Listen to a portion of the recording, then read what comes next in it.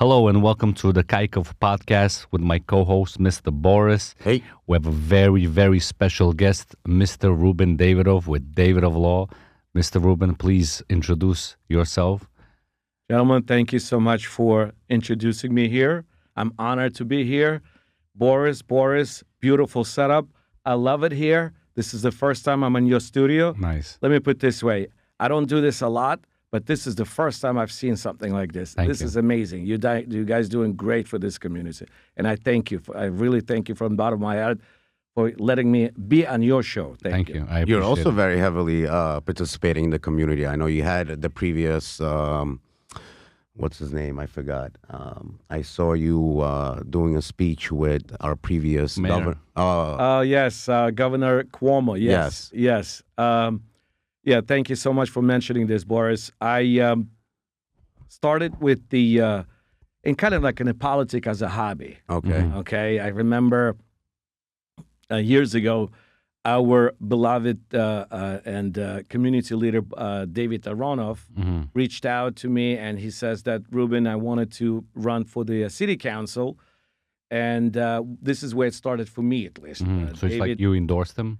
Of course, I endorsed him. He was very young at the time. As well known, Lynn Schulman won the seat at the time, and I think David did the right thing since then. He went to law school. He went further and went to become a district leader in Rego Park, Forest Hills area, and he's representing our community, which is great. But this is what led me to get into kind of like a hobby type of style to get into the politics. And one step at a time, we become friends with many community leaders, including David Weprin and Jessica Ramos. And I remember when about a year and a half ago, maybe 2 years ago, our previous mayor, Eric Adams, had problems. Yeah. I remember I reached out to David Aronoff and a few other leaders, and I said, look, Eric may not win re-election at the time. Is there anyone else out there? And everybody was looking at me, and they said, what are you talking about? Eric is going to win. I said, well, guys, we clearly see that White House doesn't want him. It was Biden administration. Yeah. And I said, someone has to go up there, and there's no one out there. So I did a little research, and at the time, I started vetting Jessica Ramos. She's a great state senator out of Jackson Heights. Start working with her a little bit and with David and Jessica. And let me put it this way. Our Jewish leaders did not believe Jessica Ramos is going to win. Nobody said that she's bad or not. Nobody said that she's have that against power Jews. Influence. Yeah, it's just at the time, after October 7th, she was a little bit silent about Israel. Yeah. Okay, and this is when I start realizing that our Jewish community still is a powerhouse in New York, not only the city of New York, but state of New York and the world in general, as well know. And there was a rumor circulating that Cuomo may run if Eric is going to drop out. It was going on since maybe October, November of previous year. And I remember I was reaching out to connect with Andrew Cuomo at the time early on. He wasn't announcing. And me and David already had the game plan that as soon as Cuomo is going to become available and be ready to announce, then we're going to do something to introduce him to the Buharian community. So I remember on March 2nd of last year, Andrew Cuomo announced his candidacy. Eric wasn't happy at the time. On March 3rd, we spoke to him. But he already bailed, no? Eric at that time. No. He was still running. He was still running. Yeah. I'll tell you all the story behind the scene, actually. And we jumped straight to it. I wanted to know about how you came and immigrated, but okay, let's finish the story and then we're gonna Sure. So we'll do it quickly. Round back. Very next day, I remember that we spoke to Andrew Cuomo and his team, and we decided to organize fundraiser here in Fresh Meadows, our beloved Queens, to introduce him to our community. Mm-hmm. And I remember me and David, we heard all this criticism from all the people all around. I'm not going to name names. Most of you guys know these guys, and they said that how could you do it? Eric Adams is our guy. Mm-hmm. And we were educating these people, these guys, that, listen, Eric's not going to win. As much as we love this guy, he's not winning. We have to jump to someone who's going to win. Maybe if people would go on early on with Cuomo, maybe Mamdani would not be in the mix. But Mamdani is a different animal. There's other people who's staying behind him. I'm not sure if I'm allowed to say that on air. But in privately, I could tell you guys who's really behind Mamdani and who's making all this Moves. commotion in our beloved city. Unfortunately, Andrew Cuomo did not win. And I remember that the day when you said Eric Adams, the day he was endorsing, a day or 2 days before, if you guys remember, there was an article that Mamdani says that New York Knicks has something to do with New York Knicks, that it's his team. Correct. New York Knicks posted article in New York Post, cease and desist, if you remember that, against Mamdani. We're not supporting Mamdani. That day, I called Andrew Cuomo and I said, listen, I have a season tickets, a really good seats in Madison Square Garden.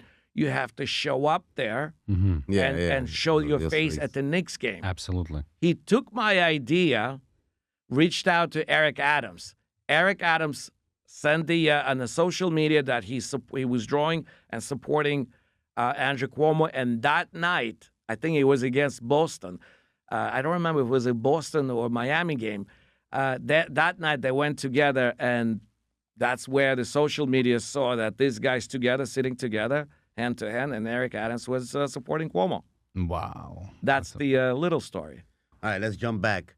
Hold on. Before that, please. We're hungry to talk to you. Yes, I saw that. This is a great thing that you guys do. Amazing. I'm honored to sign this. So we have a little ritual. To Every single person. the greatest leaders in our community. Thank you. I wish I could get more. Mm-hmm.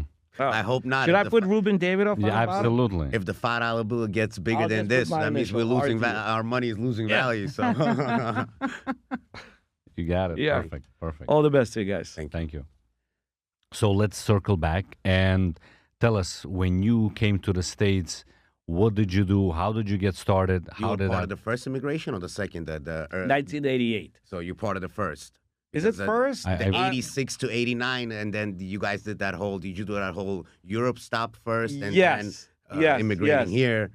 So what we did was, Live in the I remember bungalows? my father. I was a teenager. I Okay. was 16, 17, Mhm. and my father had one of those Israelis visa, Mhm. and that we were supposed to go to Israel. And then when we first made a stop in Austria, Mhm. there was the announcement. The gentleman says that whoever wants to go to Israel, come this way. Yeah. If anybody else, over there. So we were only Buharian family on the plane, and the entire plane was all the Ashkenazi.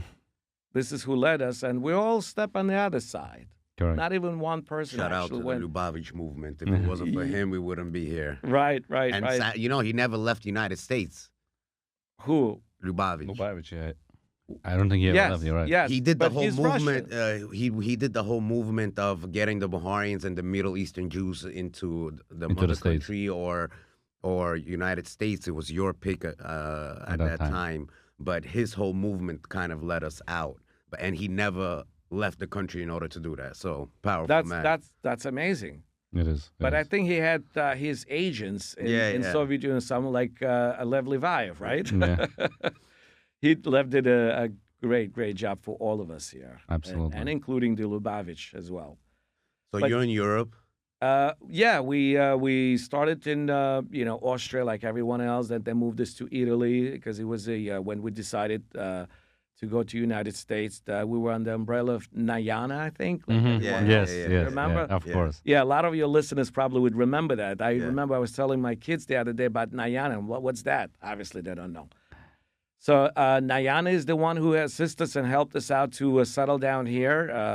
When we came here, August 31st, 1988, Wow. we had some relatives here. And they were, when you said the first movement, first wave of Russian-speaking, including Bukharians, I think they were coming here in 1970s. Yes, no? there Early were on. there were a Yeah. lot of people migrating here from the 1970s. Yes. Yeah, and I remember that when we came in here, this is the time where very small community of Bukharian families, they would say among each other, like, oh, this family came in, they don't know us, and they would still come and see us, introduce ourselves. So this is how I remember I met Daddy Pulat, father's father, and Lova. We all know him. You know him. Yes, absolutely. And I never knew these people, and so everybody else at the time. Mm-hmm. So this is where we started. 1988, I went to... How old were you already? I was 17. I went to Forest... Well, what happened was I finished the high school in Soviet Union, Russia. It was May of 1988. And here, since, I couldn't go to college because we didn't get the documents, my mother says that, look, you got to go to school. So I went to Forest Hill High. Nice. Shout out to Forest Hills. I went there also. Shout out to Forest. Yeah, exactly. I love to say that I went to Forest Hill High. It's a very legendary school. A lot of famous people. A lot of came famous out, people. like Absolutely. Mr. Kaykov, and Likewise. and Simon and what's the Simon and Grunfeld? Simon and Grin. Oh my God, I can't remember. Slipped my mind. The guys who's Mrs. Robinson, the music, and I can't remember. It's all right. Any case, so Forest Hill High, and You probably did the last year only, the senior year, or they pulled you back. they put me into 11th grade. Okay, so you. You know what? Yeah, you're right. Senior year. So I was kind of like between school and, my parents were, they couldn't exist here. Like no one spoke Russian. They couldn't Exactly. speak English, and there was no money coming in except whatever they were paying at that Nayana. I remember that we got an apartment in Kew Gardens, and there was only one Bukharian family in Kew Gardens at the time. Lova, I forgot his last name. He's working on 47th Street. He was in Forest Hill High. That's how I know that he was. They used to live also in Kew Gardens. So there was only two Bukharian families. Everybody else is like, we don't know anybody. We were like in the middle of nowhere, 118th Street and Metropolitan Avenue. And I had to go out and start working part-time as a plumber. Wow. As a plumber. Yeah, How did that come? So friend of mine, Sergey, I hope he's listening to the show too. He's still working as a plumber, I think. He was working part-time, and he says, listen, I could get you a gig. You could work part-time, carry a toolbox for this guy.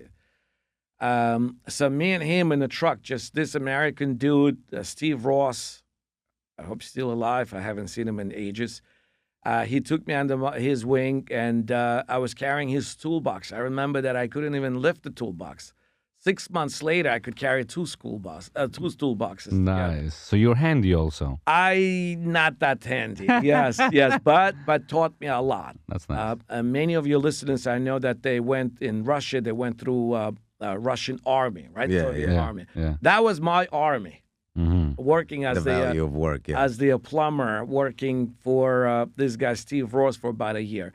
And then, like everyone else, I had to go to 47th Street, being a diamond setter. Yeah, A lot of people probably could relate to that. Many people in 1988, 89, 90, they were working as a diamond setter. A lot of kids my age either drop out high school or work a part-time while in high school. They would do diamond setting. So I was one of them. How did that come to you? Because you already tried the plumbing situation.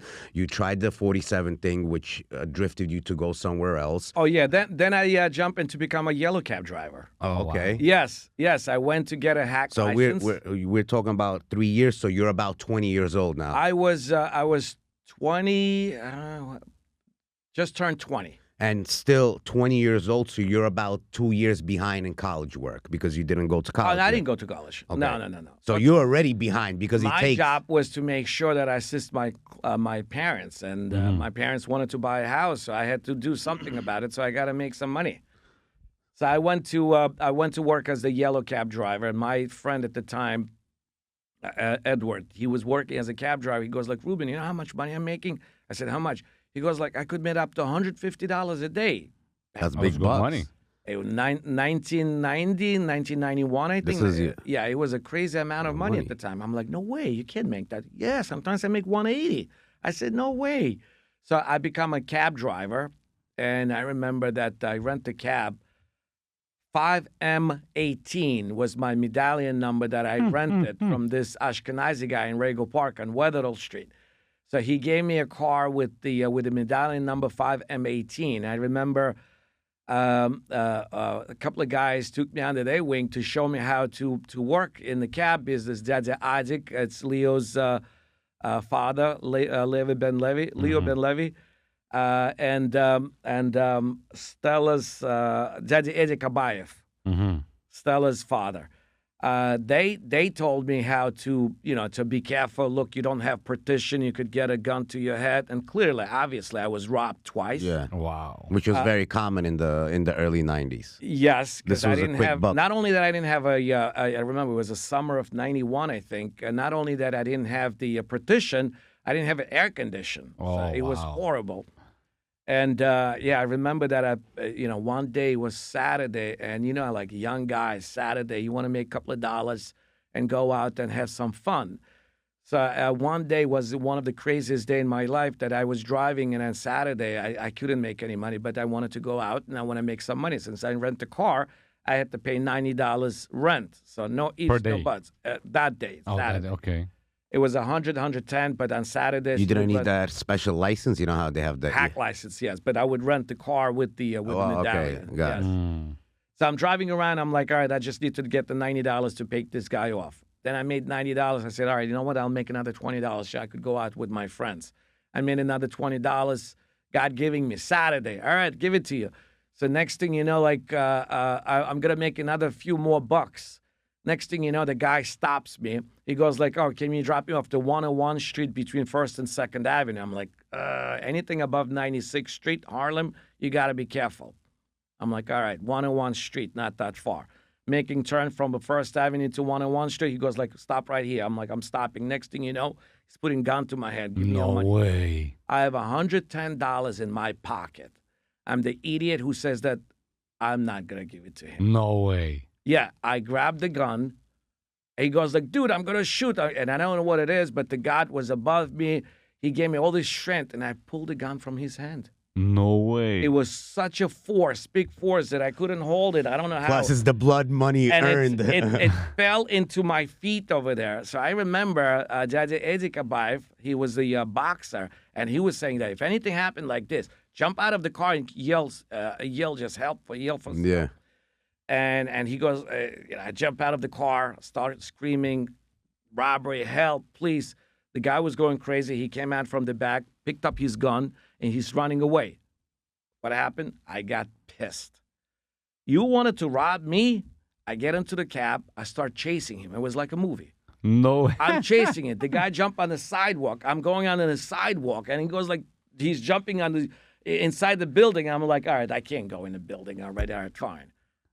And then I'm like, oh, you know what? I gotta call everybody. I gotta tell everybody. Look, this is the first time I got robbed with a gun to my head, and I didn't give the money to him. So I'm driving like feeling like a king. Oh my God, God is protecting me today. You know what? I gotta get more money. The next fare, the guy comes in, jumps in. He goes like, Ruben, how are you, Ruben? I'm like, I couldn't figure out how the hell he knows my name. Ruben. He calls me Ruben. Ruben, look, I just went to Macy's and I saw this and I want to send it to, he shows me a gold chain, like a very beautiful, heavy golden chain linked a gold piece. And I said, what is this? He goes like, I want to sell it. Take me to Canal Street and I want to sell it to someone there. I just picked up at Macy's. I said, how did you pick up at Macy's? He goes like, oh, somebody dropped it. I'm like, really? Yeah. With the sticker, everything. And I'm like, oh, how much you want to sell it? $600. So we're negotiating back and forth. Finally, I had my $120 in my pocket. I gave him the whole thing, $120. And it's fake. I go home. I show it to Dada Isa, Boris' cousin, or however, his wife's cousin. Yeah. And Wife's brother. you remember Dada Isa? Yeah. He passed away not too long ago. Yeah, that's the wife's brother. Yes. He goes like, this is brass. Wow. It's not gold. It's fake. That's So insane. it all happened one day on Saturday. That's Crazy. insane. See, That's whatever crazy. is meant If you to were go. meant God to lose was that, giving you me were it. meant to lose that. I Here, gave it to one, the first two, guy. 3 times. And like, no, this guy too much. Here, I'll take everything from him. So it was Wow. one of those crazy stories. So I was a cab driver at the time. He and- definitely did not forget that story. Yes. I was. I was a young- Did you regret pulling the gun? Were you thinking at that moment when this happened? I don't know, think you think. I but- think the but adrenaline just pumps in. Yeah, exactly. I You was realize stupid. about the crazy story after. You're like, holy shit, what did I do? I That's know. insane. I know. Did you learn any lesson at that time? I don't think so, right? 20 years old, 20 years heated. old, I just made money just to go out, enjoy myself. It was just, it's all about fairness. Yeah. This is how I felt. Mm-hmm. It's not fair for this guy just take my money away from me at the time. Exactly. It was crazy. How long you did that whole cab thing? Not that long. Then I jumped into the limo service, community car, then Yeah. Concord, and then this is where. And then I met my very close friend at the time, still now. Maybe he's listening. His name is Kenny Kostya Mordukhaev. Shout out. Nice. And he was saying that, look, how about we open a car service? So I don't know if your listeners or you guys remember, there was one of the first car services in Queens run by Russian, especially Bulgarian On guys. 99th Street? Was it on 99? No, on Vly Place. At Vly Place in by Main Street and 77. Yeah. New generation car service. Oh, wow. So we were one of the first guys. We demanded everybody wear a suit and a tie, and we had a local that they had to drive for $3. Suit, tie, preferably a Lincoln Town car. Local was $3. In other words, we would charge only $3. $3 flat And fee. these guys would have to pay us like 80 cents out of the $3. So this is where we start out. I mean, one of the first purchases that we made, we bought a folding bed in there so we could sleep there. Oh, wow. So we would rotate, me and to Costa, be me a and Kenny. dispatcher. We would rotate, not just dispatcher. I would get a phone call. I would wake up, get a phone call. Okay, I'll be right there. I hang up, put the gate down, drive the guy, And come back. come back, go back to sleep. What a hustle. Yeah. What a hustle. We were hustling. Yeah, we were hustling back in the day. So it was, I was already 21, maybe. So Yes, you're 4 21. years behind now. I'm just counting Counting the the years. amount of years he skipped in college. Listen, to be a lawyer, this is a anywhere from 6 to 15-year journey, depending what kind of lawyer you want to become. Boris, you know when I become a lawyer? Only 14 years ago. Wow. That's crazy. That's Yeah, amazing. I become a lawyer because for the heck of it, I was pretty comfortable. You're going too fast because of the story is too juicy for you to jump Oh, into that. All right, you don't want me to skip the some of the years of Listen, my life? Pete, the viewers, listen, it's not easy to be a man who listen, we'll give you you're very respected in the community, first of all. And I believe that even with your age, I'm not saying you're older, young, or anything like that. A lot of people don't tend to change the wheel of doing business. Majority of the lawyers are using referral based, but you come and you flood the market with all that. Again, I'm jumping to You're jumping. you flood the market with a heavy advertising. You're everywhere. Under any bridge that you need to go under, on any bus stop that you see a possible stop, and you know that when you get that ticket from the flashlight of the bus, you're like, he was probably on that bus advertising. So Thank you for noticing, Boris. Means a lot to me. so Appreciate no, it's working. It's working. I think your Thank you. strategy is amazing. But let's jump back. How So- long you so own the limo company? driver, me and Costa decided to set up the car service. I'm going backwards a little bit. So new generation car service, and the kicker was at that the time that most of the people start coming from previous Soviet Union, Yeah, 1991, the second wave, which was the 1992. biggest. They're trying to settle All down. the way till 96, I believe, right? Yeah. If you remember, until like 96, that's what we were doing. And then by what happened was we were assisting people with insurance needs just to help them out. They get involved in an accident, we would set up the claim for them. Look, I was the only one who could read and write. Most of my drivers at the time Literate. They're not illiterate. No, they weren't. They were English speakers. Right, Yeah. right. They needed assistance.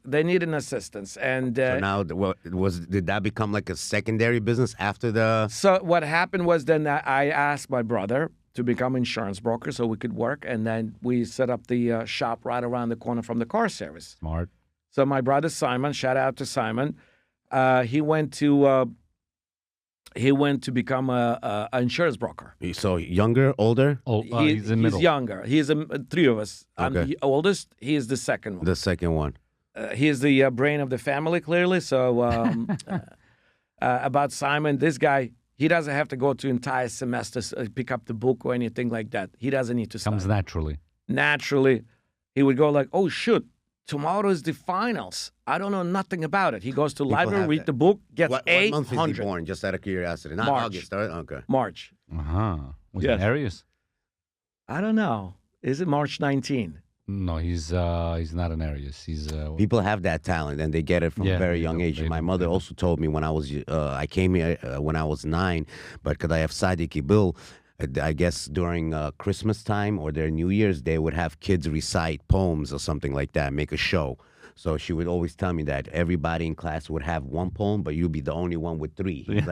He's like, all you need to do is just run through it real quick. It's in your brain. It's like my son, my oldest one. So that's a really good talent. So you let your People brother have this. Some Some people people have have this. Yeah. Yeah. They, And then my sister on the opposite side used to bury herself in books and then wake up and say, I didn't understand one shit. That's me. That's me. That's why I took the bar 3 times. But Oh, that's wow. a different Oh, story. so you like JFK's son, no? Didn't he take the bar like twice? That's what I heard. Yeah, that's what I heard, and that's what they was using me. Oh, it's okay. JFK's son took 3 times. I'm like, okay, well, I don't know. He's dead. I can't ask him. Okay, so moving forward. Yeah, so we Simon become an insurance broker, and it would be natural for me to work with him little by little. Of course, he was running car service, and then we decide to sell car service because he got kicked out of the working doing a limo, stretch limo. That's what he was doing, providing stretch limousine for Your partner. for bride and the groom at the weddings. Mm-hmm. He become very close with Abba at Leonard's. Mm-hmm. God rest of peace. And me and Simon were working in insurance brokerage, and I become insurance broker. I went to took some courses, and became insurance broker. And then when we sold the car service, that was the really fun part of my life came in because I had some cash. I didn't know what to do with it. I wanted to badly to invest, and I didn't know where to invest. Clearly, some people came to me and said that, Ruben, there's a nightclub there in Westchester called Club Hollywood. Let's invest there. We go in there, we see cash flooded in this business. I'm like, oh my God, that's crazy. We bought this nightclub. Obviously, not only that we lost short everything, but they kick us out, basically, literally. No, with the landlords or No, the town. Mafia. No Oh, way. That was in the That was in the early '90s, yeah. Well, It no. was no wait. I was married and I had Eric 2 years old. So what is it? 1998, Wow. 1998, 1999. So you that owned was a the club. time. So I owned the club. Friday nights, Saturday nights, I was living there. I would come home at 6 o'clock in the morning. It was crazy. It was an interesting time. It was a big club.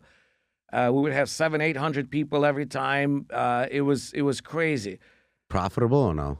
It is, but everybody's putting hands in there. Yeah, and yeah, it's yeah. very difficult to sustain in this It's overlooked, business. yeah. So let me put it this way: I had don't no know protection because the guys who was working as a bouncers, there was off-duty cops who was working in New Rochelle or South Yeah, yeah. Bronx.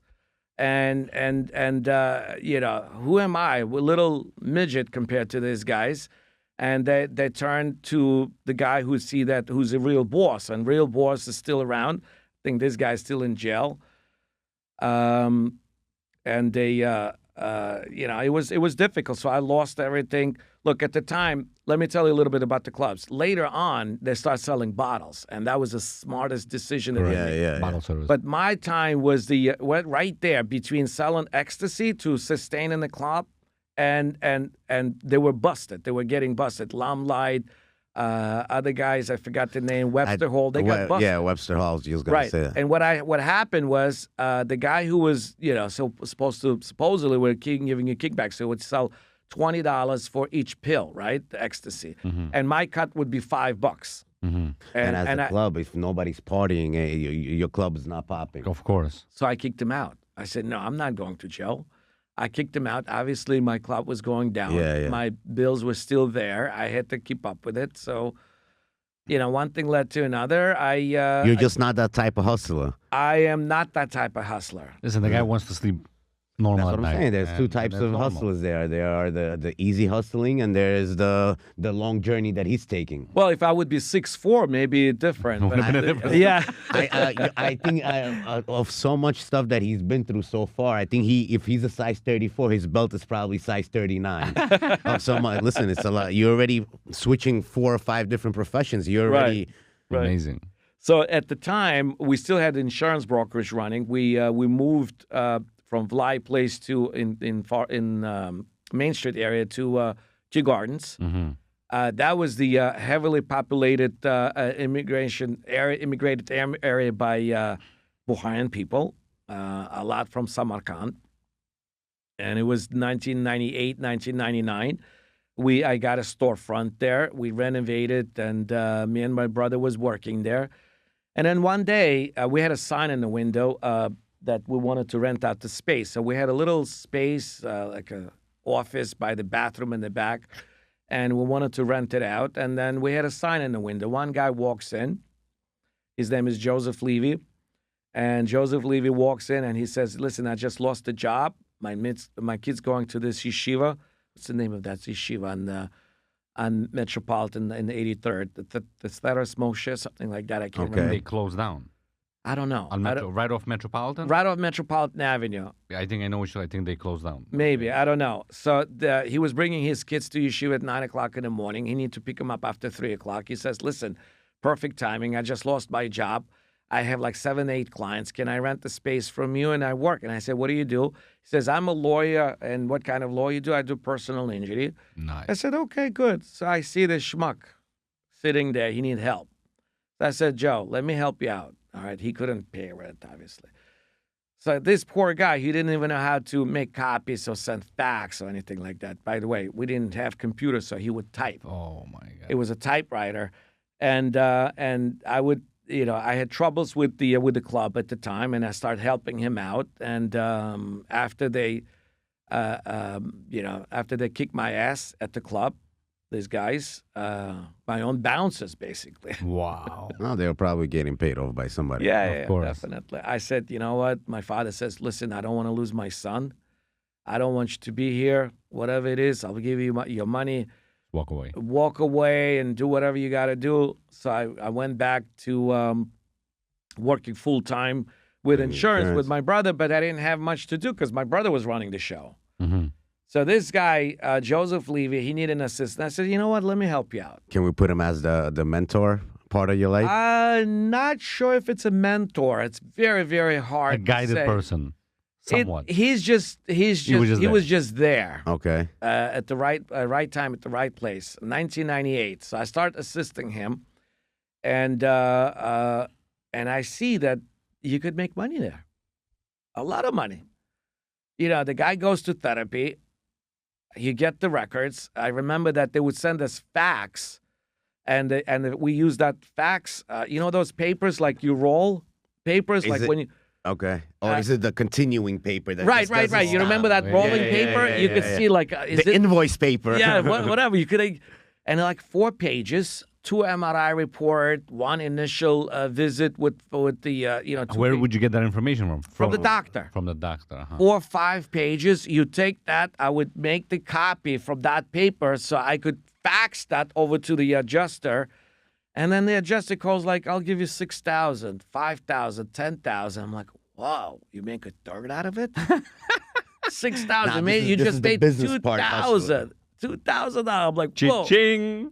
I said, Joe, all right, I'll give you business, whatever. I'm going to start bringing you business. We go 50-50. Now, let me tell you something. Back then, I had no idea that the lawyer should not split fee with non-lawyer. Okay? Oh. And if I would have known, That's his ass on the line, not mine. So, any case, so we had that. I had that issue later on when somebody complained and grievance committee.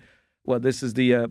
This is before you becoming a lawyer. You right. had this issue. The grievance committee is the one who's investigating lawyers. Oh, okay. And by the way, I'm on the grievance committee just now. Whoever's listening, you young attorneys, if you do something wrong, it comes to me. All right. You better know. You better know. You better do something kosher. Okay. Any case, at the time that I didn't know. I didn't know that non-lawyer could. Well, obviously, you're coming in as a hustler's personality. I'm a hustler. You saw that the 2,000, 3,000. You're like, cha-ching, okay, let's do something. Yes. Oh, my God. I was like, oh, my God, I'm a rich man. I start doing cases, a lot of business. And then, clearly, we started growing. We moved from Kew Gardens to Court My Building in June of 2000. By the way, we were there for 25 years. Wow.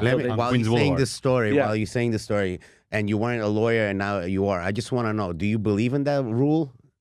To be a lawyer? No, that a lawyer say if somebody potentially brings you a business and then to do your profit split because somebody, this is not considered like steering a patient your way. Somebody's referring. He came in with that patient, or I don't know or that client to you. Say, hey, Boris, this is my attorney that helped me out. Blah blah blah. And I automatically, I don't want to say it's a kickback, but in the introduction fee or a referral fee.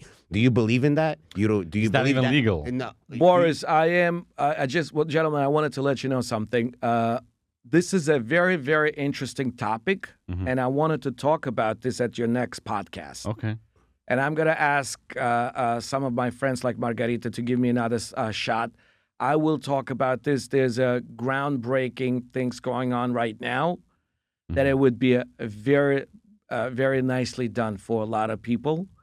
I will talk a little bit more about this, and it was going to be it's going to be a big, big news. Okay. So give me about a few weeks to a month, and I'm going to give you something interesting. Okay. So And we you're part definitely of have a that new revolution of what There's you're there's going to be a big, big revolution. Nice. In this business, in the business of law, in the business of medicine, and so on, and in New York. stay tuned. There's in New York, yes, and not only New York, but the entire United States. Wow. Okay. Stay tuned. I'll bring So you that more means we're getting a information. part 2 from him. Yeah. Yes, you're getting part He two, likes I us. I love it. I love it. Yes, I'm very pleased to be All right, here. so I guess that question will be answered in the future. Yes. So now you're hustling, bringing the clientele without you're oblivious. You don't know that you're basically doing something illegal, but not legal, knowing. but not knowing that you're doing something illegal.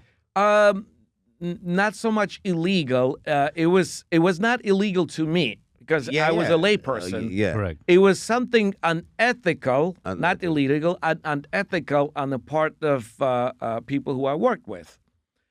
So one thing after another, it was one complaint and another complaint, and I said to myself, well, I had enough. And I wanted to go to. Now, you know what? The going to law school, it was different. My wife was preaching to me, go to law school. Yeah, but you can't just jump into law school. You got to put in the 3 years, 4 years of regular school. Right, So you're exactly. behind already 6 years, man. Exactly. So I had to go and get my bachelor degree before you're going to law school. Correct. Yeah. Right. So it's not 3 years, it's 7 years. 7 years. Is it? Yeah, No. 7 years at least. Isn't So- master's 5 years or so? Or? No, so you have bachelor's and then you have 3 years that you go for law. It's correct. Right, 7 years. Yeah, Okay. you got to do 7 years. So I was 34, 35 at the Holy time. Shit. Well, you're a hustler that bloomed very late. Well, yeah, I was 34, 35. Let me put it this way. I had my mortgage paid off. I lived in the $2 million house at the time. I enjoyed my life. My schedule was 4 days a week because one day out of the week, it was either banya or skiing. It was a boys' night out. So Nice. It was Wednesdays usually. Your brother's business. You guys are partners in that, obviously, in that insurance. No. I was already running a Your own. law practice Without being a lawyer yet. with lawyers, right? With lawyers, right, okay. right. So I was Got a it. rainmaker, okay? And I was a rainmaker. I would bring make rain. So Got that's it. what I would bring business. But Is it? look, Can let's we not find forget, out? Can you? I was a manager too. I managed the entire I just want to. practice. I want to define the lingo that you use. The rainmaker is the person who brings in business to the medical office. Everywhere. Rainmaker, making business. Okay. How do you? Is it okay for us to ask the question to continue it? How do you become a rainmaker? Through medical offices, through friends, people know me here Okay. and there. You know, you do certain things that make sure that people, you know, bring you business. Got you know, it. you have your sources and so on, and you just do whatever you got to do, okay, to survive. It's not only me; everybody does it. Mm-hmm. Everyone in the United States, do whatever you got to do. You guys make course. rain. Absolutely. With, So, go ahead. what I'm saying is that, yeah, so one thing after another, but that's not only that what I did. What I did was I managed the office from A to Z. Let's not forget. So, but you didn't go in blind. If you were already running an office, You already knew managing- where he was going. You already were. So the disadvantage is that you are late to come to school, but the advantage is that I'm a firm believer, and I'm sure you are too, that any profession that you want to get into that involves school, if you have mentorship or you're in that field or surrounded by the field, you have an upper hand. So you realistically, true. you got 6 years behind, but you learned everything in 2. That's true. You could see that way. You could see that way, Boris. But look, at the end of the day, the reason I wanted to mention that I was comfortable in my life, my schedule was 10 to 4. Mm-hmm. And I see a friend of mine, also my neighbor, who just opened up the practice of dentistry. Okay. He had over $300,000 in loan at the time. I mean, Yeah, yeah. $700,000 now these days, Yeah. right? And he working like crazy, waking up at 5 o'clock in the morning and come home at 10 o'clock at night, 6 days a week. And I'm like, Ari, I didn't go to any school, and I live comfortable, and I don't have a loan, and I don't have to do any of this stuff. And actually, you're 2 years younger than me, and you work like a dog. Now they work even worse. You know, I because used another word, but now Fidelis only pays he you like got $11 pissed. to pull a tooth out. So every Thursday night, me and my boys, we're playing poker. We're enjoying, everybody's comfortable, nobody needs to hustle, and I was just bored with my life. So one guy says that, Ruben, why don't you go to law school? I'm like, are you stupid? Yeah, why not? Next thing you know, Challenge yourself. So he bet love it. I in love front it. of everyone no way. that I wouldn't be able to apply. Oh, excuse me. Before law school, I graduated in Russia. So I went to Russia to study, going back and forth, back and forth. I was traveling back and forth. Look, at the time, I thought that you guys remember like early 2000s, I think. Was it early 2000s, mid 2000s in Russia. Moscow was booming. Everybody wanted to go do business in Moscow. Yeah. You know, you buy a property, and the return is 3 years return. 2-3 years, you buy out the property with the rent roll that you get. It was crazy, and people wouldn't do it because they would invest $1 in a year, they get $100. So it was a booming. So I was going to Russia to see if I could invest, and besides, it was a lot of fun. I'm sure it was. So I was studying, going back and forth, and my friends were sitting and they go like, "Why don't you go to law school?" I'm like, How much did he bet you? I don't remember, but I remember that there was a bet, and I said, "Oh, first it was a bet whether or not I'll be able to get in." Mm-hmm.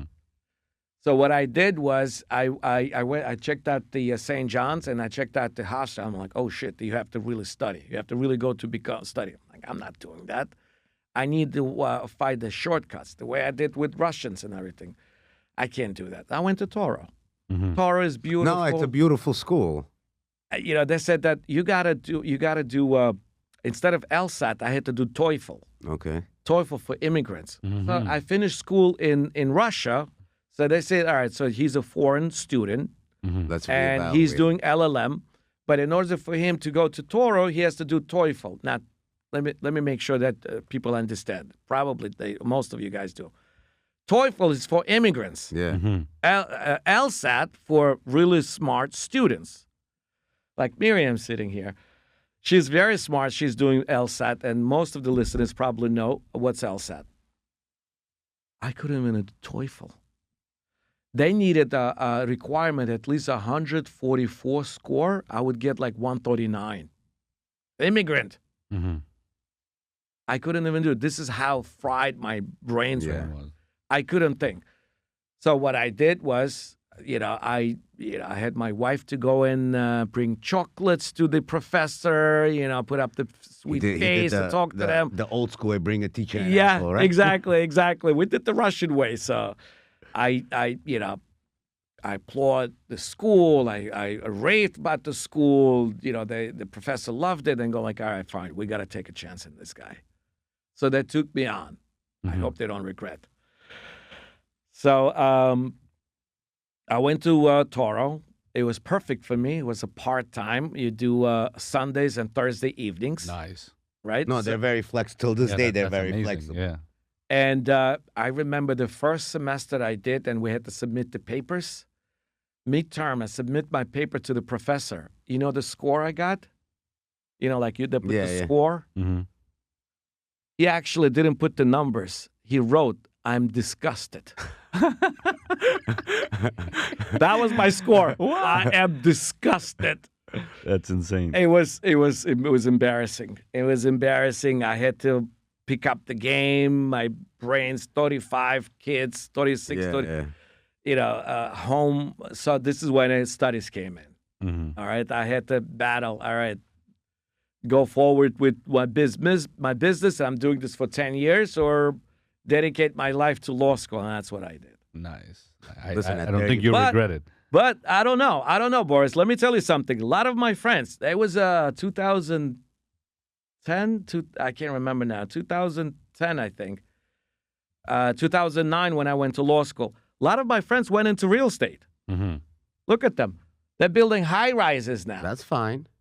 That's So fine. I don't know. That's fine. And before that, Are you and they just satisfied? started. I did my real estate in 2005. We bought this property in Oceanside, the entire block right next to the Oceanside train station. It was a mixed use. That was my first experience. Mixed use property. We bought it 2004, 2005. I was managing. It was Section 8 apartments. It was a Nice. businesses. You still have it? I sold it. Mhm. Then when it was a bubble, I Yeah. sold it. I made a lot of money. I was happy with it. But instead of investing, buying cheap because everything was falling apart, you could buy really cheap at Yeah, the time. All yeah. this real estate, 20 cents on the dollar, 10 cents on the dollar, 30 cents on the dollar. The banks were struggling. They couldn't recover. That's when I should have gone probably. But I went to law school. I'm surprised. I'm surprised that you're after all this accomplishment. I feel like you're regretting that you pursued this at 34 going to I college. don't know if and, I regret. It's listen. I'm No, 34 in Russia, 38, I think. Yeah, 38 in law school here. I think this is a great lesson for everybody that even for the new immigrants, like, we have the new wave right now of Uzbeks and the Ukrainians and all that this should be a great lesson for them, that it doesn't matter how old you are and whatever stage in life you are, that just pursue it, and then listen. Of course. Even if you're We're comfortable. blinded majority of the time that you're so busy consumed supporting your family. God is showing you signs, going to this. You keep skipping and going to the left until you're 60 years old and you really have no profession. You've just been a businessman all your life. Well, at 60, you still could do it as long That's as you what have I'm a chip on the shoulder, wake That's up what I'm every morning saying. and So go out there's there and get it done. You're the true testament of it doesn't matter how old you are, as long as you thought of it as, I asked you previously, is this something that was in you when So I you was were going to young? get to that, Boris, because I remember that question, and you said that your daughter is 13 and she wants to be a lawyer. Everybody's asking me, and I'm doing academy right now, and most of my students are, We're going to get to that too. I want to ask you a few questions. Okay. most of my students are young students, right? So they just came out of the parents' home and they don't know what to do. Young adults, they don't know what to do, and social media, unfortunately, drive them in the directions where they ask themselves, are they happy? Mhm. Correct. Happy is not what you're going to be at. Happy is what you make. You think I knew what I was doing? You think law is making me happy? I have no idea. I still don't know. But what I know is that you make yourself happy. You If I'm not happy, let's say, making this specific task, like say, for example, settlements, right? I hated to speak to the adjusters. Mm-hmm. I delegate it to others. Correct. No, Some you put yourself in a position where you were able to hire help. You know what I'm happy? When they send me email, Ruben, I just settled this case, and I'm like, oh my God, you're my rock star, Mazal Tov. That's make me happy. That's make them happy. They're doing their great job. Correct. I don't have to. Are you asking me if being a lawyer make me happy? No, you find the task. No, that you make found happy. it from the business aspect of it, and we see it throughout Anything your in whole life. and throughout your whole life. I see that you saw an opportunity. You're like, listen, I want to make myself the best at this because I like it, and that's what you did. Yeah. And this is the beautiful part, and I say it all the time. Every my mentor that I had a scaffolding company and all this, and he's now my father-in-law who I worked for at that time. And he always told me, he's like, Boris, you must learn every position of your business so nobody would ever hold you by your balls. Exactly. So, and this is what you did. You learned, you were the rain man, you learned this aspect, then you're like, you know what, let me manage the office, let me do this, let me do that. And then you're like, you know what? He was ahead of the game. I'm going to be the best at this. You know, I tell you, I'm really impressed. Why? Because you were already comfortable. You didn't need to go to school. That's a big plus. That's a huge that's an accomplishment of its own. Of its own, yeah. That you I still gotta did, give you that. Well, Thank as you. you were Without a doubt. successful, you still pursued Right. that. So that's- Pursued. I mean, it was a bet on the table, you know.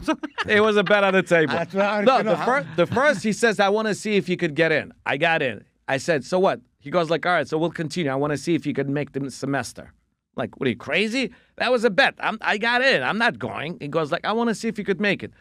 And that test, when I see that score, I'm disgusted. I'm like, no, I can't be the worst in the student in the class. I got to make it happen. So one thing after another.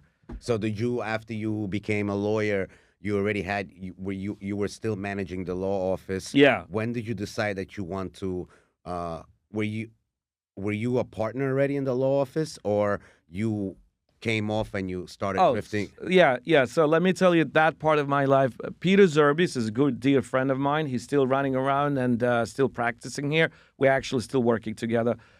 I was working under him, and As a lawyer.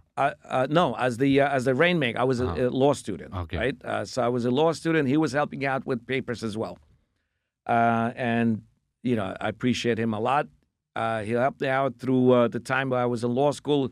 He was trying to manage the practice as best he could. And after the third attempt, when I passed, and by the way, passing the bar, there's a trick to it how to pass the bar.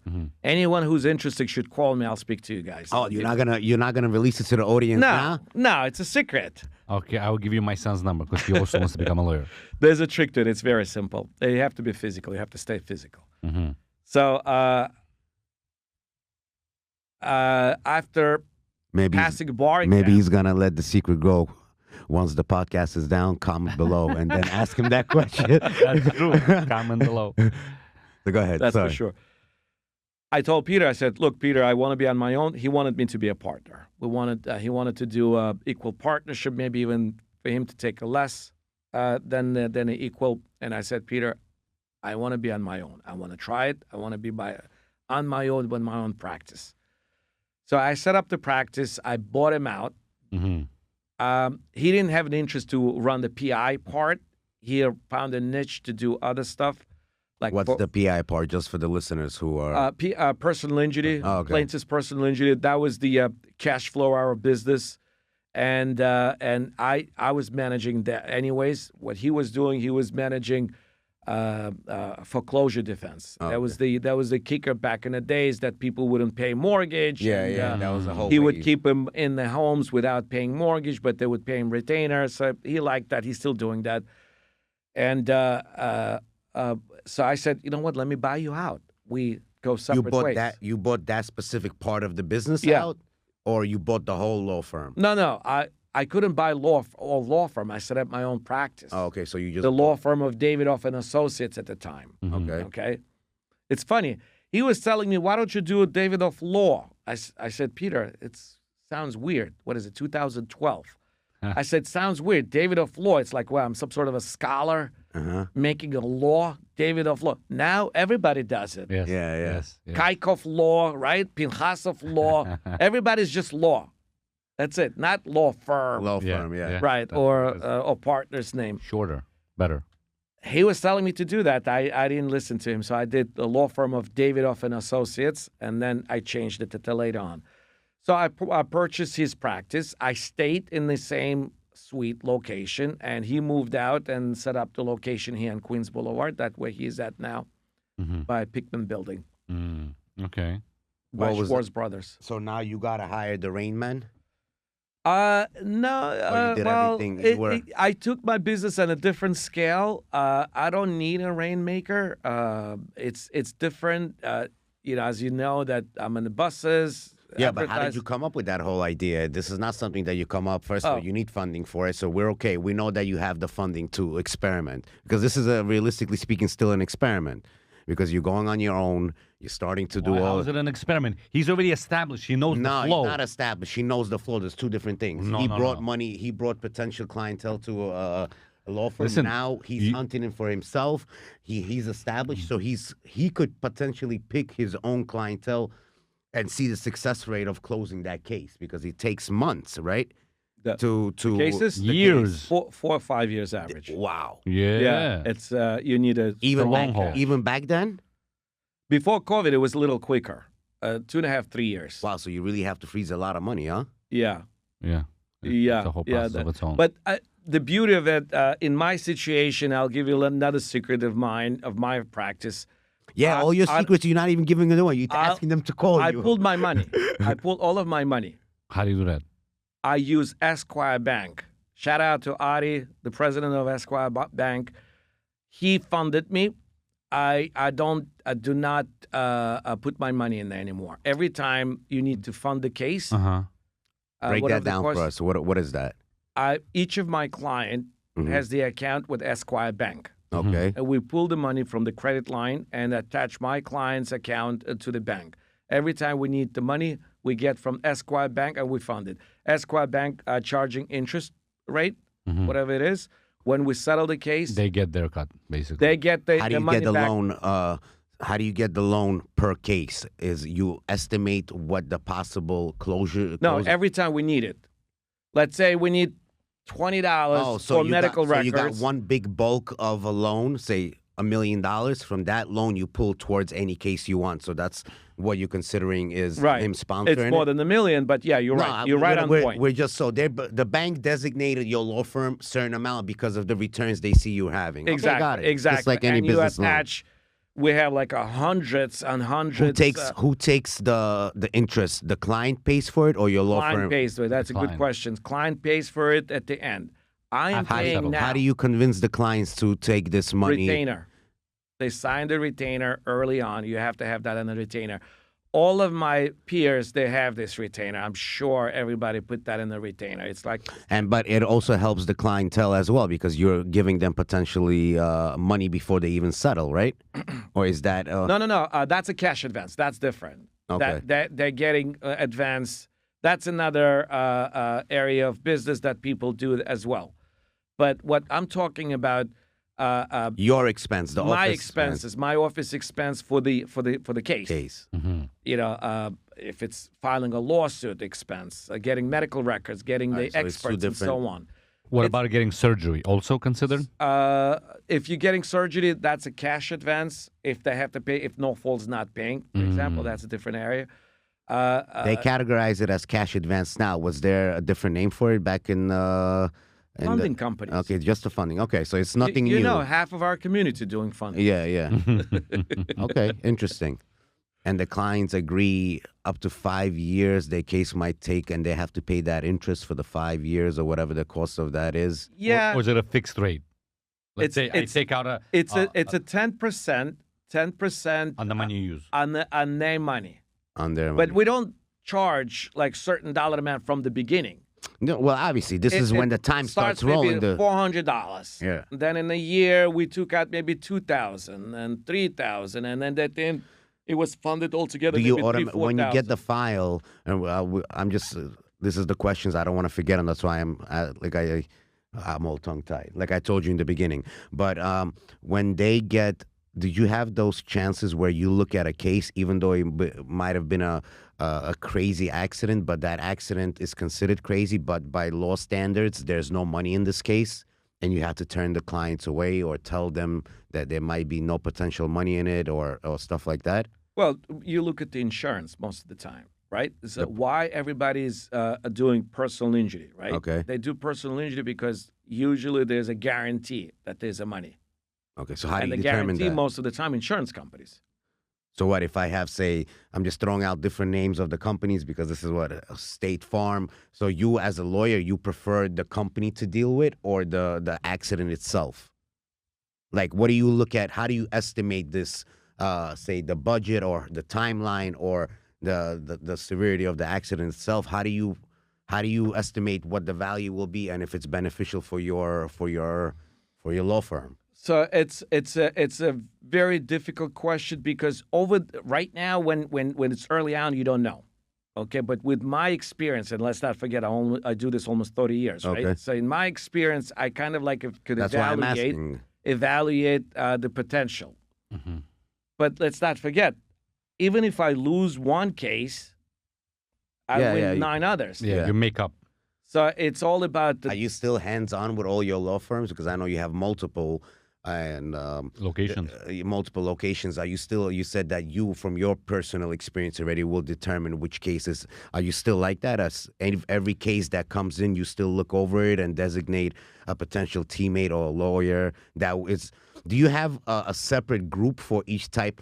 I understand they're all considered under one umbrella, the type of accidents, but there's different issues in each accident. So do you have a team for this specific area? Do you have a team for this? And then you designate the file, or it's already automated? Whoever gets the file, or you still hands-on? So it's a good question. Let me give you a little description of my practice, what we do. People calling the number, right? Yeah. So we have easy numbers, 212 Yeah, 9 yeah. million on 718 9 million. You probably pay for those numbers, no? Yeah. I paid for both. 212 9 million was most expensive, Yeah. but 718 9 million was just add-on. It's like you can't even, if you're a person that don't even remember one number, Of that course, number that you're number going to you remember, 100%. remember. Yeah. So yeah, I paid for that number a couple of years. Well, prior to that, it was another kicker. You guys know that if you press on a hashtag and put, say, 4 numbers, it goes into one number, so you don't have to dial the entire number. No way. So didn't know. I had hashtag HURT, I think, HURT. Yeah. But and like, let's say Morgan and Morgan had a dial law Yeah. or something like that, and nobody, it never took off. Yeah. It's a good feature, but that business never Yeah, took yeah. off. People still It's dialing not the a number. common. It's not a common thing. It's That's not a common thing. So I tried that. And I think I wasted my time on that. But I bought the numbers, easy numbers. People call. Even my friends call or anybody call. The protocol is very simple. We can't do it otherwise. I can't just, a friend of mine call and say that, hey, my daughter got involved in an accident. Can you take her? Look, fine. Send me email or text me. I call my intake person. Intake person or persons, they oversee all the calls. They set up the appointments. They're putting on the calendar and so on. So between my locations, there's rotations of the lawyers, right? The lawyers are rotating, and they taking cases on. How many? Just a quick question. How many lawyers under your umbrella now? So in Manhattan, 3. In Queens, we've got 5. Mhm. And then we're setting up a Bronx. It's going to be 1 for now. Okay. Nice. All right. Let's continue. So then the intake. Each lawyer has a team, Mm-hmm. all right? And they in charge. Now, this is only PI. Mm-hmm. Personal injury, Injury, I'm yeah. talking about. Okay? There's another lawyer that we're setting up outside of PI, and then I'm going to talk about this a little bit more in details in a second. But the practice is very simple. The intake person filtering cases, Mm-hmm. okay, and submitting information over. We have a team of 4 people who is filtering cases. We pass or we don't pass. Out of 10 phone calls, we probably pass 7 easily. Not bad. 2, we probably say, all right, bring it in, let's talk. Mm-hmm. 1, we say, send immediately retainer, sign him up right now on the phone immediately. Okay, so 1 out of 10 we get. So we get Guaranteed. Mm-hmm. we get thousands thousands calls, thousands a month, every month, thousands. Every day we get hundreds phone calls. I believe you. It's many phone calls, and we have to filter it. So filtering is the key. This is important. So, and don't get me wrong, we just looked at the month of March. We missed 2,000 calls. Wow. We missed That's 2,000 insane. calls. Crazy.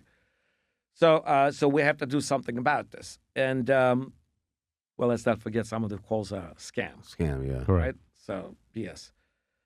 So our job is to filter calls, filters cases, and we have crazy people calling, all right, different people. And then once we filter it, then they send it to the team of 4 people, and me, Eric, Colin, and Catherine. 4 people filtering through and decide if we So you're take, definitely you're definitely still hands-on, very hands-on. only on the phone without speaking to people. Yeah, yeah. Sometimes I have to get on the call. Sometimes Eric has to get on the call and speak to people. Very rarely, but sometimes we do that. And then we bring the people in, or we do intake over the phone. Okay, once the intake is in, then we start working the case up. Each attorney whose turn was to take this to do sign up, either them or paralegal. If the attorney is in court or unable, paralegal will take information, but the attorney's job to introduce themselves. If they're not present, they need to call in and introduce themselves. If I'm in the office, I would walk in. Sometimes I shake hands. It's interesting. Some new people want to take a picture with me, but that's You're a celebrity. Yeah, you are.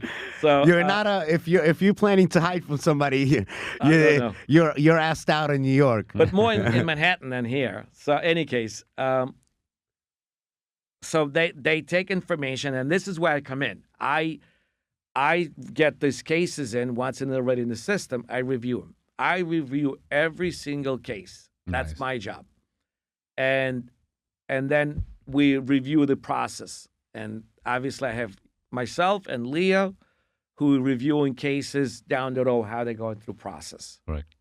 What about you were just told that you were going to explain to us the other aspect of your business besides the personal injury. Right. So because we get so many phone calls, because we set up this beautiful building in Fresh Meadows neighborhood. Mm-hmm.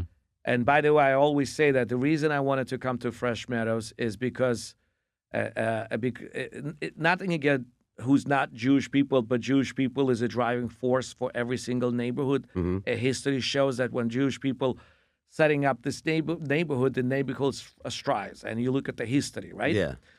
So Fresh Meadows becoming predominantly a Jewish neighborhood, and this is a future of our Queens, our neighborhood. I always say that when I came in 1988 into this country, I remember that Astoria or some other area was like a most predominant neighborhood in Queens. Yeah. Right now, Fresh Meadows, Jamaica State are the 2 most predominant neighborhood in Queens. Yeah. And that's how I sold to Cuomo, by the way. Mm-hmm. And he knew that. He understood that. So everybody knows that Fresh Meadows is a good neighborhood. And when Danny, my partner, Daniel Shimon, he says that he in the verge of buying this lot, do you want to get in? And we have a C4 zoning on this one. We could build up. I said, sure, why not? I'll go in there. It's the future of this neighborhood. However, we came into this neighborhood. We made this beautiful building.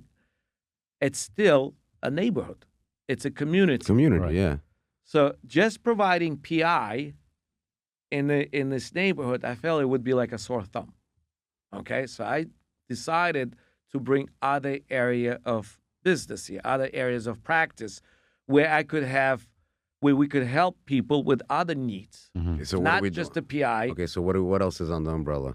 Right now, everything goes. All right, I hired a beautiful, nice, very smart, very interesting attorney who's starting on Monday, and her job as an attorney would make the phone calls to filtered potential clients and see what they need.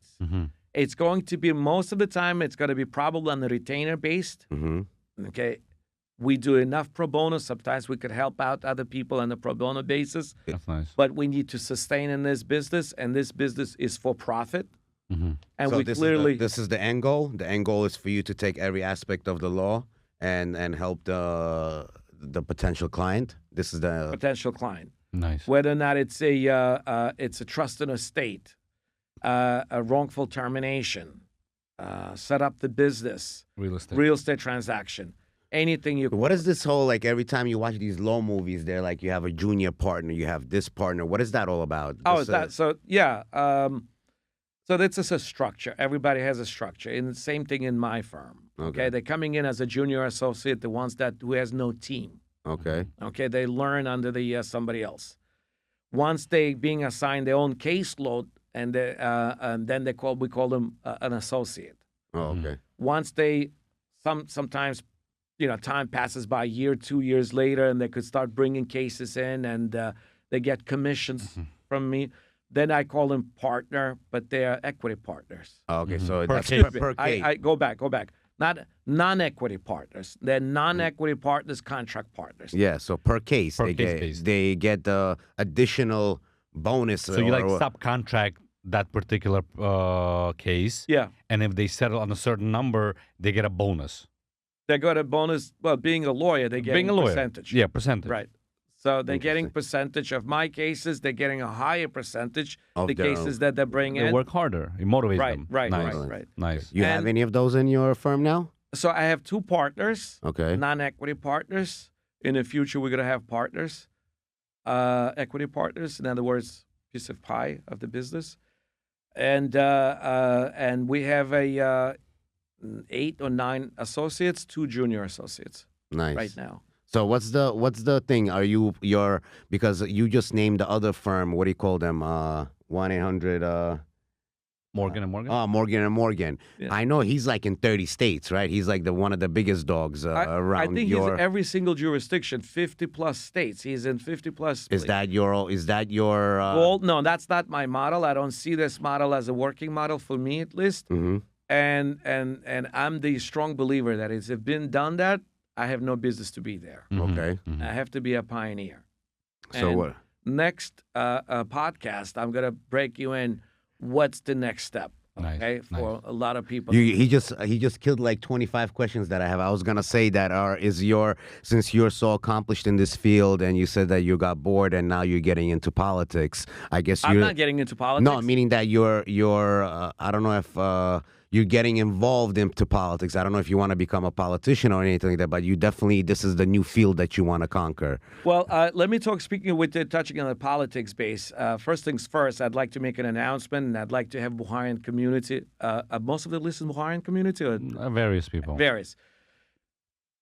Jewish and non-Jewish community. I'd like to make sure that you guys come on board. So we are setting up the a Holocaust memorial Wow. on Queens Boulevard, Nice. right next to Borough Hall. So it's between the Borough Hall building and the criminal court building on Oh. 82nd and Queens Boulevard. Yeah. Do you guys remember there was a red train was standing Yes, there? yes. So they removed that. We got this land, and we're setting up the a memorial there. It's going to be beautiful. Nice. We need to raise. We already raised $6.5 million Already raised. raised by Nice. politicians. So, Nice. Okay, what do we- Mayor pledged $2 million. Sam Berger pledged, I think, $1 million. Donovan Richards, our friend, pledged $2 million. Nice. Um, What's the goal? $11 million. 11 million. We still need. So we're gonna start selling. We start selling Plaques. plaques. We're selling. I'm sorry. Just by the way, a quick shout out to whoever he mentioned that already donated to the cause. So thank you for giving their names out. And Steve Cohen, the owner of the Mets. He's the first one who actually wrote a check. wow. Nice. So we have his money in the bank already. Very good guy. What's the organization name you said again? It's run by QJCC, Uh-huh. Queens Jewish Communities. Community Center. Nice. I am proud to be on the board of this beautiful the one, organization. Some of our Buharian members actually on the board. Nice. It's only This is the one on Oster Street you're talking about, right? The center or the where one on Union Turnpike. Oh, Union Turnpike. Yeah. Of Oster Street. 110th or something like that. no? Right. Well, on Union Turnpike and Oster Street. Yeah. But we usually do our events at the Young Israel of Jamaica State, right? Okay. Mm-hmm.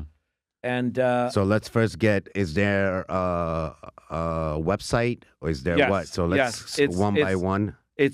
it's Queens Holocaust Memorial. Okay. You guys could Google it. Michael Nasbaum is my mentor Mm-hmm. in politics. Nice. Michael Nasbaum has been legendary for Queens and the entire Jewish organization for decades. Nice. It was he would assist to for Ed Koch to become a mayor. Just to let you know Yeah, that some yeah. of the people don't even remember who's Ed Koch. Mm-hmm. So before those days, and he was. I stumbled on something. I wasn't sure if I should say it in the air, but they're very interesting stuff about him. But nonetheless, Michael Nasbaum, he is a driving force to set up the this event. We had a humongous turnaround when we introduced it, and it was so many people. It covered all the media. Everybody came in, mayor's office, Yeah. governor's office. I saw it on your page. Nice. Right. So we got 6.5. The goal is 11. 11, and we want all the Jewish support people who could support us, not just the Bulgarian people, Of course. but Listen, it would be great. besides the Jews, plenty of other cultures and nations were affected by it. So it's Right. not only. Mamdani was committing for $2 million. Good for him. So it doesn't matter if you're Jewish or not. If you believe in the Holocaust and you believed what it stands for after it happened, so definitely you need to donate. Is there a specific price for the plaque, or you're able to donate whatever So- you can? To how So does that whole work? the board is getting together in my office on Monday. We're going to discuss about this, and we're going to put the price tags, and we're going to do the events. And Okay, we're so going please to do the- send it all us to us so yes, we could I will. link I it, would. We share it. guys need your support. It's important for all the Jewish well. people in the world, and this is important for our children to Yes. remember. This is Kaykov family. They donated. They were part of it. Definitely Something interesting. like that. Absolutely. Tell us about the Davidoff Academy. What is that all about? Davidoff Academy is. I noticed that over the years, there's bridge between law school and practicing law after you become an attorney, but there are holes in there. So it's like you need to put holes to cover those holes. Young attorneys coming out of law school, they know theory. So it's like an internship. They know theory, right, and they don't know how to practice. So what is everybody does? I don't know any other profession, but in the law profession, they don't know if they want to practice matrimonial law, family law, Correct. personal injury, real estate. You call it. There's right? a lot of categories there. I mean, think about it. In med school, you go to profession. You're orthopedic doctor. Correct. Or, In law, they don't have that. They don't have a that. specific But that's category. stupid, I think. No, Most of the jurisdictions in the That's world, what they did then. they distinguish criminal law from civil law. So, yeah, it's just one category. But In America, everything is here. everything, yeah. How do you know what you wanted to do? Wow. You ask these guys, why do you decide to do this area of practice and this area of the practice? Standard answer. I like to help people. Yeah. You want to make money, okay? And you don't have any other choices. You showed up here. You decided to go through interview here. You have no idea. So the problem in this society is that in this field is that once someone pick you, let's say you do matrimonial law, and then next 5 years you're trying to accomplish this type of job. You're doing getting better and better. In 5 years' time, like you great matrimonial family divorce attorney, great. Then you sit back and like, dude, there's no money in there. Let me go into PI. Ruben, can you hire me? Sure, but I can't give you $200,000 that you're making. I have to teach you for the next few years. I'll start Exactly. with 60, 70, 80. Holy shit. So what is that? And in the meantime, 5, 7 years later, you have a family, kids, mortgage. You can't go back. So people be struggling. The other way around, you work in PI you're working 60, 70 hours a week. You get tired. You don't see family. Oh, I should have done. You start I don't know. hating your job. You start hating this job. Just wanted to tell him early on to explain what's PI. In the future, we're going to bring other lawyers. We're going to bring real estate transactions lawyers, Nice. litigation lawyers, criminal defense lawyers, And there's trust and where estate is this lawyers. platform? Is this something that's seasonal? Physical in Fresh Meadows. We do it in my office, in our office on the Okay. 3rd floor. So we do it both. We have, Miriam, how many students we have? We 12 students sign up in person and about another 5 Is students. there a fee? We charge fee. We charge $1,500 for Okay. 5 classes. But this time we gave break. I think we're charging only 7. Do you Yes, take weekly- high school interns to so I my son, let's say, Yeah. he wants to become a lawyer. Yeah. He wants to see what it's all about, Right. and if he wants to move forward, very smart kid, and he's really he reads a lot of books, heavy duty books, and he's really interested. And that's why I'm asking: do you accept interns who are like a summer program? Yes, type of thing? that's another set of students. Uh-huh. So the first set of students, for them to explain what profession they want to do, what area of law they practice, those are the ones who already picked to be a lawyer. They're Correct. law students. Correct. But the ones that who's in undergrad or even in high school, what dictates them to become a lawyer? Mm-hmm. Probably social setting, right? Everybody is doing this. My parents pushing me for this, but they don't know what they're doing. They have no idea. So also, Davidoff Academy explain you what's to be a lawyer. Mm-hmm. Okay. To explain you how to become a lawyer. Also, keep in mind, lawyer is the also businessman, not only Correct. That's teach what you law. That's what they teach you in law school. Mm-hmm.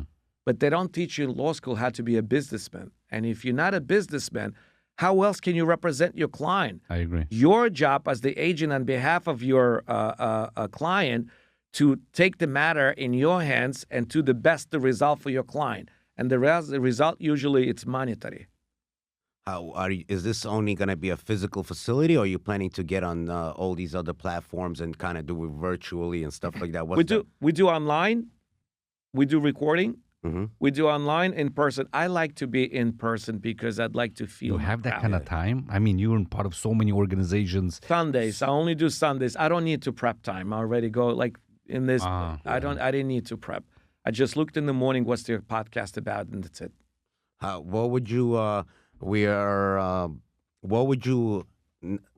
We know that you're in this profession because of the business aspect, and you saw the potential. What would you tell yourself at this age now, and coming to a 17, 18-year-old kid? Would you change your path in any way, or recommend anything to the future Generation? generation, The youth? the youth? Yeah. So, First of all, let's tell what you would tell yourself 20 years ago, 25 years ago. if I do something else, if I do, you go back. If you're and going you would- back. and you tell yourself, drop everything, go straight to law, or you're happy that you went through all these experiences and you wouldn't change nothing. of course, I would change everything. So what? I would change it. I would start it because I've done it. I want to try something else. That's what I do. But when you take 17, 18 years old kids, they need guidance, right? Correct. Okay. So this is what we do. Our rabbi leadership, they're doing amazing job making most of our children Shomer Shabbos and so on. That's great, okay? We have to do the same, not only for the religious purposes, In business also. but in the business too.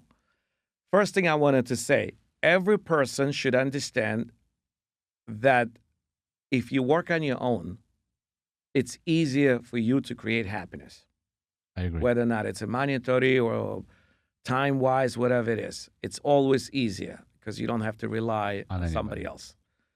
So every time my associates jump the ship and decide to open their own practice, they think that I'm upset. No, I like them to go out there, spread your wings, To and grow. do whatever. Just be straightforward with me. I I'll agree. help you. I have the same problem. This guy, Alan Mihailov, I shout out to Alan. He decided to go on his own. I said, Alan, whatever you need, I'll give it to you. Mm-hmm.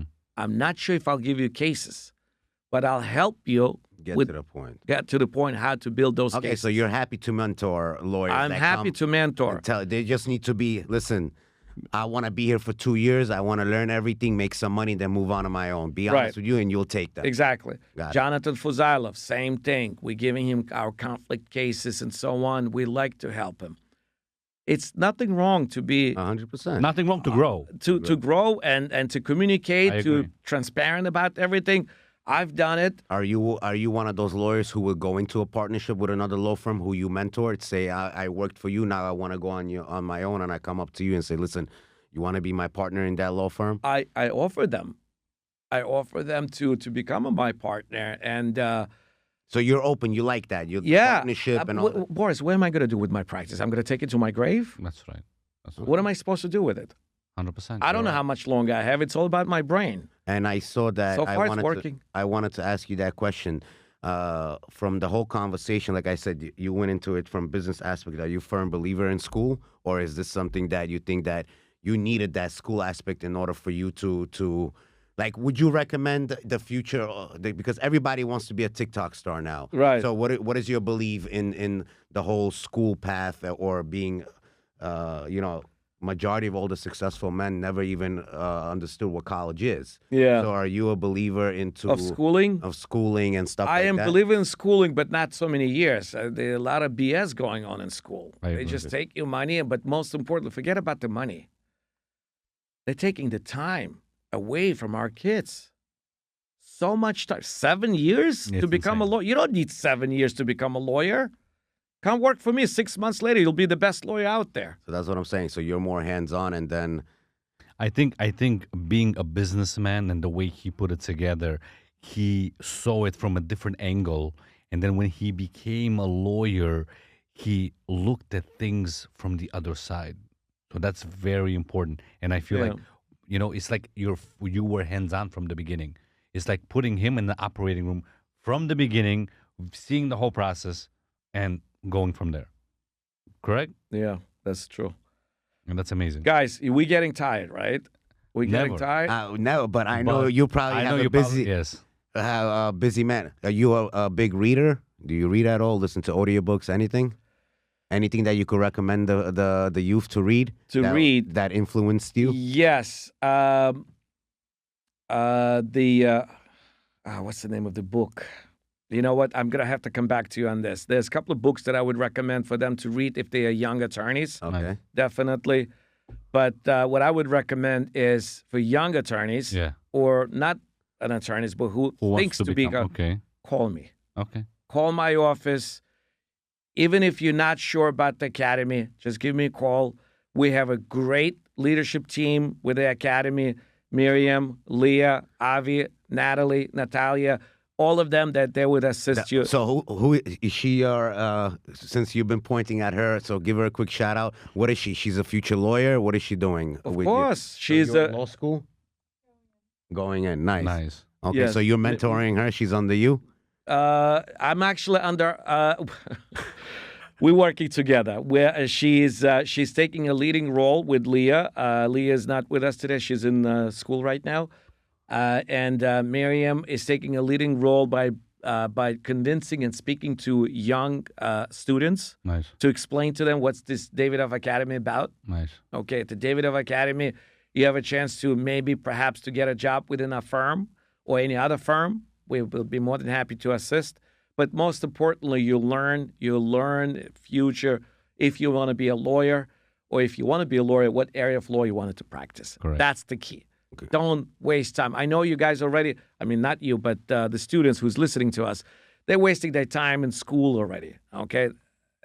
Maybe it's strongly said that they're wasting time, but there are a lot of times passing. On top of everything else, they spend hundreds and Of thousands thousands of of dollars in tuition. Correct. Correct. Sad. Find a way to learn what you want it to be. What if this is not what you're going to do? What, at the age of 30 to decide to change your career? I'm a firm believer where, and also with my daughter, I'm gonna first throw her into the sharks, into a law office because she wants to be a lawyer, and give her the experience of that. You don't become a famous lawyer because you dress with the right suit. There's strategies, there's ways to Absolutely. plan everything. So I believe in that as well. I believe that school is good, but it can only take you so long. There's some people that are geniuses when it comes to paperwork, but they cannot pronounce anything on what they wrote on the piece of paper. Correct. They can't put two words together. So you could have a lawyer that runs the back end of it, depending on what type of lawyer you are, and you have a lawyer who is very good at presenting cases and makes magic happen. So it doesn't mean that you cannot be a lawyer. There's just different types of lawyers and law that you could practice and still be a lawyer, because it comes with many categories and many hats. Where the books you're gonna shoot us back. Anything, any book? That's about it. I love to listen to autobiography books. So the last book I love him. So the last book I read was The Last Desperado. He was one of the original cocaine transporters through Miami, and he was the one that met with Pablo Escobar. He worked for the government when they tried to do that siege that failed in Cuba or whatever it was. So there's a lot of people that work for the government that never tend to disappear. So he's one of the men that really breaks it down. Very cool book. It's about like 7 hours. Nice. It's amazing. Everybody who lives in Long Island was coming back from Brooklyn to Queens. It's a 45-minute drive. So 7 days the book is done. Nice. Can I tell you something? Anyone outside, you talk about autobiography. This is amazing. I always love to hear and read about the stories, histories, and the autobiography. Struggles. Outside of the law, Charlie Chaplin is my hero. Really? If you read his autobiography, how he convincing people that you have to smile and laugh all the time, but yet he was screwed so much, so badly. You got to read his. Yeah, so if anyone that I would recommend who'd ever heard about Charlie Chaplin should read his autobiography, especially latest. From the area. From Kew Gardens, yeah. In his book, he doesn't mention Kew Gardens. Really? Yeah, he was here only a short period of time. In fact, I think he bought the house for a mistress or something like that, right? And or something, I don't know. You read the book. I'm going to get on it. I'm going to download it tonight. He's not too big on United States. If you remember, they kicked him out. No. And the entire United States of America apologized to him during the Oscar in 1971 or 72, and he gave the shortest speech ever. And he just walked away. We're not gonna say bye because we're gonna have episode 2. Absolutely. I guess the secret that you're gonna expose on our page or on our podcast is we're gonna be the first ones to. Right, and then with that preview would be we'll start with me explaining how I did marketing and how I decided to go into that area and what's the future look like, and I think it would be helpful. I think it's going to be interesting. Mr. You're doing Davidoff. episode 2 with us, so Yes. don't try. Forget. I have a lot more questions. We do. I think we can be here for hours.